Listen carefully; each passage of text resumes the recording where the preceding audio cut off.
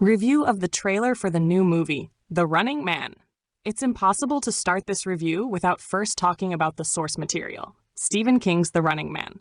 Back then, however, it was published under his pen name, Richard Bachman. King was writing so much that he was embarrassed to release everything under his own name, so he invented this alter ego. And that's why my favorite writer is not Stephen King. It's Richard Bachman. The Running Man is an incredible work. To begin with, it's a dystopia. A not-so-distant future. Ecological crisis, polluted air to the point where people can hardly breathe, and a collapsing economy. Instead of regular dollars, a new currency appears. New dollars. In fact, in my own novel, yes, I'm also a writer, I included a little Easter egg for Richard Bachman and called the currency New Hryvnias. A bit of self-promo here. Check out Lviv's secrets. Back to the point. The poor are forced to participate in TV shows where they risk their health and even their lives for a small amount of money to keep their families alive. Doesn't it seem like Suzanne Collins, the author of The Hunger Games, might have been inspired by Stephen King? He shaped so many authors. This book is practically a manual on how to build a story. It has a perfect setup, rising action, climax with a shocking twist, and a resolution. And what a resolution! The Red Wedding in George R.R. Martin's A Song of Ice and Fire looks tame in comparison. Martin, too, was inspired by Richard Bachman. Even Squid Game borrows heavily from this story. That's how fundamental Stephen King is. And let's not forget, great writers often act as prophets. Jules Verne predicted automobiles, and Stephen King predicted 9/11. In The Running Man, a plane crashes into a skyscraper. The only downside of the book, for me, is that I read it as a teenager.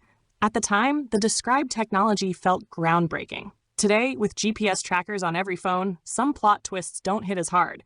You could already see similar devices in Universal Soldier or Terminator 2. That's why classics sometimes don't impress modern readers. For example, in The Shawshank Redemption, the main character hides his tunnel behind a poster of Rita Hayworth and digs his way out of prison. Brilliant, right?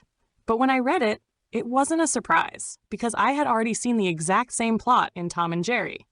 Of course, King came up with it first, but I encountered the copy before the original. That's the thing about classics. They may feel predictable today, but they were groundbreaking in their time. Now, let's talk about the first movie adaptation of The Running Man with Arnold Schwarzenegger. It's an interesting film, but it has nothing to do with the book. The original is a dystopia about a desperate man who enters this brutal show to save his sick child. In the movie, though, Schwarzenegger plays a framed police officer, and a love interest is thrown in for good measure. Even the casting was off. In my mind, the protagonist was someone like a young Keanu Reeves. Tall, lean, desperate, not a muscle-bound action hero. And honestly, good Stephen King adaptations are rare. Judging by the new trailer, this time won't be any better. How could they turn such a dark, mesmerizing dystopia into a comedy? The novel is a thriller that grips you from the first page and doesn't let go until the very end, not some poor parody of Deadpool. At its core, the story isn't a comedy or even a pure action movie. It's a drama, almost a detective story. The protagonist isn't a superhero with endless jokes. He's just an ordinary man being hunted. That's the feeling the adaptation should capture. Fights, chases, survival, all of it should feel raw and real. But from what we see in the trailer, this looks more like a festive holiday action comedy with bright lights and jokes, completely missing the bleak atmosphere of the slums and the desperation of survival. And yet, despite the grim tone, I truly recommend reading the book.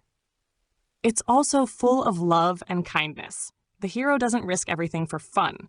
He does it to save the people he loves. And isn't that a timeless, relevant question? Some people can't make ends meet, while others can't even count their wealth because it's so vast. What do you think? Share your opinion in the comments.